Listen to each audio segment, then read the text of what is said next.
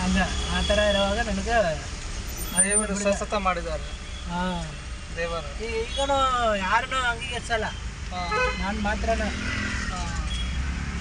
ಕೆಲವ್ರಿಗೆ ನಮ್ಮ ದೇವರಿದ್ದಾಗ ನೀವೇ ಯಾಕೆ ಹೇಳ್ತಾ ಇದೆ, ನಮ್ಮ ದೇವರಿದ್ದಾಗ ಅದೇ ಅಂತ ಗಲಾಟೆ ಮಾಡ್ತಾರೆ, ಜಗಳ ಮಾಡ್ತಾರೆ. ತುಂಬಾ ನೋಡ್ತಾ ಇದೆ ಅಲ್ವಾ ನಾನೇ ಯೂಟ್ಯೂಬಲ್ಲ, ನೀವೇ ಮಾಡಿದ್ರಲ್ಲ ಅಂತ ಹೇಳ್ತಾ ಇದ್ದಾರೆ. ನಿಮ್ಗೆ ಆವಾಗ ಗೊತ್ತಿಲ್ಲ, ನಿಮ್ಗೂ ಸೆಟ್ ಆಗಿದ ಮೇಲೆ ಈಗ ಗೊತ್ತಾಗಿದೆ ಯಾರು ನಿಜವಾಗಲು ದೇವರ ಅಂತ, ಜೀಸಸ್ ಅಂತ. ಆವಾಗೂ ನಾನು ಇದು ಮಾಡಿಕೊಂಡು ಕುಡಿಯೋದು, ಬೀಡಿ ಸಿಗರೇಟ್, ಡ್ರಿಂಕ್ಸ್ ಅದೆಲ್ಲ ರೂಢಿ ಇದ್ದಿದೆ. ಆಮೇಲೆ ಸ್ವಲ್ಪ ಸ್ವಲ್ಪ ಕಮ್ಮಿ ಆಯ್ತು, ಎಲ್ಲ ಬಿಟ್ಬಿಟ್ಟಿದಾರ. ಎಲ್ಲ ಇವಾಗ ಏನಿಲ್ಲ ದೇವ್ರೆ. ಇವಾಗ ನಾವು ಮಾಡ್ತಾ ಇರೋದು ಎಲ್ಲ ಬಿಟ್ಬಿಟ್ಟಿದಾರ. ಇವಾಗ ಡ್ರಿಂಕ್ ಸ್ಮೋಕಿಂಗ್ ಆ ಥರ ಯಾವುದಿಲ್ಲ. ಮಾಡೋರು ಗಾಡಿ ಒಳಗೆ ಬಂದರೆ ಬೇಡ, ಸೇರ್ಸಲ್ಲ ನನ್ನ ಹತ್ರನ.